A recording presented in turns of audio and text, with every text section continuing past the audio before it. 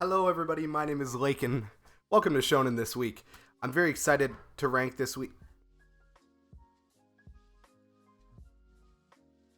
Did that pick up? The dryer just made a very, very weird noise and I'm a little bit concerned about it. Anyways, if you enjoy, hit that subscribe button. We got 3 new series on here this week. I'm very excited to dive into it. Are you guys at a reasonable level here? Yeah, okay, I think so. I ask this question every single week. And the answer is always yes, so maybe the setup's just actually good. Maybe I'll bring you guys a little bit up to my head level here. Okay, so we're gonna start off on the left with Sakamoto Days. This is just kind of like a nothing chapter, and we've shifted into another fight where I feel the outcome is obvious. And listen, people always make fun of Sakamoto Days for having no stakes. Well, the truth is that it doesn't anymore. It literally does not. I mean, I would bet like probably my left nut that Shishiba and Osaragi are not dying in this fight. Like, it's obviously going to be the bad guy whose name I literally don't even remember. Like, how long has it been since these people even appeared? I don't even know what's going on. And then there's just a pointless bit with Nagumo at the beginning. Like, why did they even include that? Basically for the sake of the cliffhanger. It was included to pad the chapter so there could be kind of like a cliffhanger at the end. This was just kind of a mediocre chapter all around. Now, we're going to jump into Ichi the Witch. This one, I feel, was pretty good. If I'm not mistaken, this is the first time that Ichi uses the, like, emotion magic on screen. Or I should say on page. But yeah, I thought this was a pretty good chapter. Ichi's back in the fight, and obviously that immediately makes it like a lot more enjoyable because I don't care about watching all these side character bums fight it out. But it was a pretty good chapter. I don't have very much like in-depth analysis to do about it, but it was good, and I enjoyed seeing Ichi use this new magic and kind of their dynamic that is going to evolve, it would seem. And Centuria. Now, I'd put this one on A tier because of the kind of further plot implications. We learn a lot about basically everybody involved here today, about the Margrave and her interests, which seemingly may not align with the party. And obviously Julian has a new goal, which is to help the healing lady, I think it's Atoria, gain her lifespan back. Apparently there is one way to do that. It's in the hands of the bad guys though, so we all see where this is going. They're all trying to get their hands on Diana. It seems like there's going to be another big raid, big fight pretty soon. And frankly, we could expect some losses when that happens, I'm thinking. And I don't know if it would be Lucas. I don't really know what my theory is right now. But I have a feeling that things have been going way too good for someone to not die. So, we will see. Now, I'm going to save the best 2 for last. Actually, I'm not sure if Modulo's S tier this week, but Chainsaw Man we're going to put in D tier because, like I said, you already know. And I want to talk about the 3 newest manga, and I'm going to be talking about these, like, on the whole. So, basically in this case, it's the first 4 chapters, the first 3 chapters, and the first 2 chapters. We're going to start with Alien Headbutt, talking about the first 2 chapters. I talked about this briefly last week. I think the second chapter of this is an easy A tier, in my opinion. Now, and I'll tell you exactly why. We've got a setup with a very intriguing main character, an interesting setup. You got a relatable goal. He wants to save his family. And the fights are extremely well drawn and really entertaining. And tactically sound, it would seem. And not only that, but we've already planted the inkling of this getting wider with seemingly a power system coming into play. Like, it seems like the main character's got an alien like worm that makes him more powerful. So I wonder if it's going to be like a symbiote sort of thing. Like, obviously you could even see in the image here, he's crackling with power. And I just kind of wonder what that is. So I think this series has potential so far. Like, basically whether it avoids the axe depends entirely on whether it lives up to the potential, because it could very easily just fall flat and become like a generic punch 'em up in like the next 10 chapters.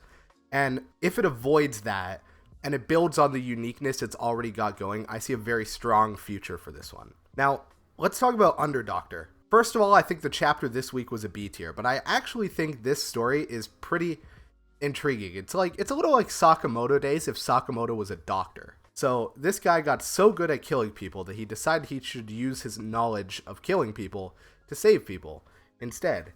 And there is a lot of yapping, but it makes sense. And personally, I found the first 3 chapters of this to be really good. I just don't think there's enough going here. You know, with a story like this, you have to make it clear early that this isn't just a scenario by scenario thing, you know, like villain of the week kind of situation.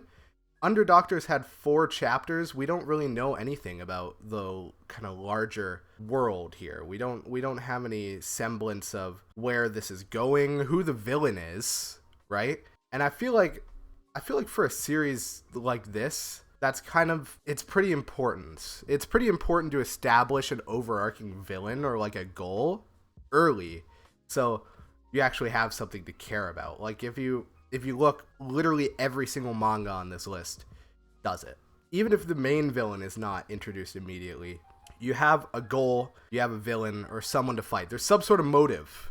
In Underdoctor, I feel right now, there is no motive. There's a new motive every chapter, and that's just not really that compelling. And I feel like if it continues that way, this series will definitely be facing the axe soon. That being said, I really like the main character, and I like his assistant, and I feel like it's writing-wise, it's really good, but it's just not compelling enough right now. And maybe by chapter 10 it can turn that around, but I fear by chapter 10 it might already be too late if people aren't already hooked by, you know, chapters 1 through 4. Now let's talk about Kinato's magic, which is, what do I think of the new chapter specifically? To be honest, I'd have to put it above the Underdoctor one. But here's the thing about Kinato's magic, and this is why it might actually succeed. It's because this is genuinely one of the most generic things I've ever read in my entire life, and it's like not even close. It's probably one of the most generic things I've ever read in Shonen Jump. Like, there are some genuine eye rollers in the first chapter, like the Adventurers Guild, and like adventurers going on quests and stuff. It's world building. It's fantasy world building for babies, basically. It's like MMO world building, except we're actually telling a fantasy story here. And the story kind of betrays its whole premise, like right in the first chapter.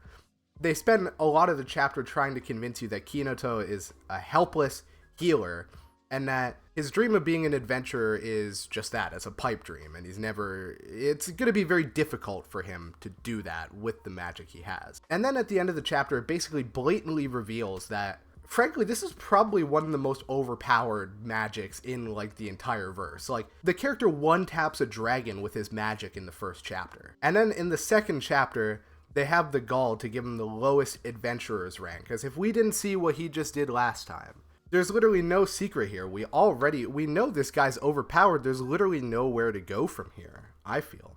There's nowhere to go other than everybody else recognizing that he's overpowered. Like, he could literally control mana. Like, can you imagine something more overpowered than that in a world where magic is a thing, right? So that's my feeling about Kinato's magic. I feel like it's really generic. I feel like it betrays its premise completely. But that being said, I feel like the vibes of this series alone, you know, people who read Shonen Jump, and I'm sorry to say this, Ichi the Witch is pretty indicative of this, they like generic formulaic stuff. All right? And I could see this being very successful in Japan because of that. So as of right now, I do not believe that Kinato's magic will face the axe. I think it's possible. We'll have to get 10 chapters out of the way first before I can say for sure, but I think this series has the stuff to be basically, it kind of reminds me of My Hero Academia in tone. Like, literally all the characters are just generic archetypes. You know, I hate to say it, all the characters are generic archetypes, you know, like MHA or like Demon Slayer is perhaps a bigger victim of this. All the characters are generic archetypes, the story is generic, the main character wants to be the greatest or whatever. It's just that I've said generic a lot, but it's that generic shonen formula, and that's my thoughts on Kinato's magic. Frankly, I would love if this sees the axe, and I actually think it deserves it, but I don't think it will. I think out of the new batch, the one that, just for the chapters I've read, the one that's most likely to face the axe is Underdoctor. And I like Underdoctor, but I think it just doesn't have what it takes. But this is a really good batch of Shonen Jump. Like, I feel like, and don't get me wrong, I enjoyed reading Kinato's Magic. I've actually liked all 3 of the chapters so far. I thought they were good, and I'm going to continue to read it and review it. But like I said, it's just simply not an above average manga. But yeah, I think all 3 are really good this time. Like, this is really above average, especially when you consider the batches we've got previously, stuff like Gonron Egg, and yeah, so we really couldn't have asked for better, to be honest. This is definitely above average. Now, let's talk about Modulo, which is an A tier this week. Let me adjust my ranking here. I feel like Ichi probably enjoyed Alien Headbutt more than Ichi, to be honest. Kinato's Magic is definitely above Underdoctor. And, well, now I want to move Sakamoto Days up, tell you the truth. So, well, I guess that actually puts Underdoctor at the worst chapter of the week, which I'm sorry, just didn't have much substance. And I didn't really care about anything that was going on. Now, Modulo, this is a Yap Fest chapter, but it's ultimately just building on the stuff that we learned last time. I'm saying it's an A tier because of its implications for the further story, but ultimately, everything that was said in this chapter is stuff that the fans, myself included, had already inferred from last week's chapter. So there's really not much new here. And that's the biggest problem with it. But I'm not saying that that's like a problem at all. Like I said, I thought this was a great chapter, and it's definitely needed, right? Because not all JJK fans are as psychotic as the fans on Twitter, who already have everything figured out and all of the lore. So it was a good chapter. I'm not going to talk about it too much because we literally talked about all the implications last week. They want to either remove the cursed energy or give cursed energy. And I think what they settled on is taking away cursed energy from everyone that's not a current sorcerer. But then at the end of the chapter, Yuji says he's not actually 100% sure that that'll destroy all the cursed spirits. And also, we did get a really cool thing this chapter. Yuji and Mahito rematch. And this, I will say, what happens right here is a pretty insane Yuji upscale. Maybe even a pretty insane Sukuna upscale too. I feel like we have to have some very serious conversations about Yuji now. Because Yuji, realistically, he's lived longer than Sukuna ever did now, right? So is it fair to say that Yuji outscales Sukuna now? I mean, he must, right? Especially after what we saw this chapter. He uses Dismantle to literally, well, dismantle a whole city block into, like, cubic bits. And that is way more insane than any feat we've ever seen from Sukuna. Mahito gets bodied instantly. This is a really good chapter. Now, Kagurabachi is an S tier, and I'll tell you exactly why. Okazono,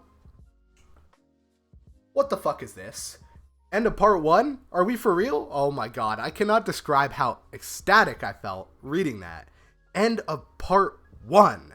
Part 1. Part 1 of 2, right? I would assume, or maybe even better, part 1 of 3. Certainly hope Chainsaw Man doesn't do that, but could be part 1 of 3. I mean, stories usually come in 3 acts. But there's a lot to talk about here, and I gotta run to the washroom before I do it. Be right back. Okay, I'm back. So Kagurabachi. So we get a 4-day time skip. Iori is sitting there like, ugh. Samura's dead. And, what else happens? So Chihiro has the parts of the N10 and the parts of the Cloud Gouger, which is interesting. I think there's a theory coming true here. He's got the broken parts of the Cloud Gouger, and he's got the broken parts of the N10. And at the end, Chihiro hits up the forge, and he goes, "It's time, I'm going to surpass you, Dad," basically. And he walks in, and he starts hammering the blades, and we see on the table blueprints, new Cloud Gouger, new N10 is what they say. So he's seemingly reforging both blades. Now, whether he's going to forge them into one is a different question. Maybe he could dual wield, but then, that raises lots of questions. You can't contract 2 enchanted blades. Now, one of the more important things this chapter, perhaps, is the implication that Samura might actually not be dead.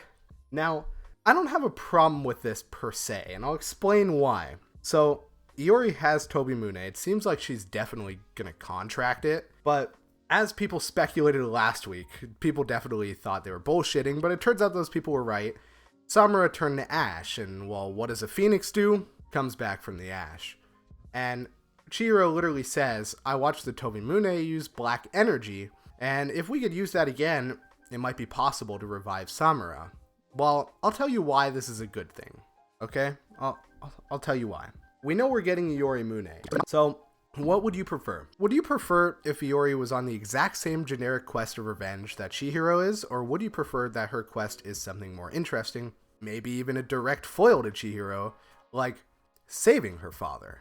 Okay, and now it sounds a bit more interesting, doesn't it?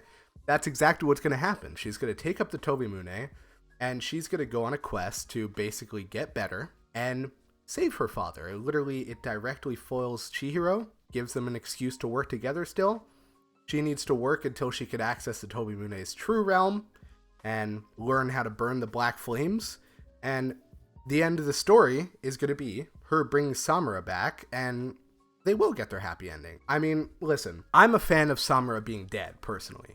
But I'm also a fan of this writing choice because it doesn't just make Iori Chihiro clone, which is sort of the route they were going. So if there's an option to potentially bring Samura back at the end, it makes her path technically the exact opposite, which I think is just some typical Hokuzono masterpiece writing.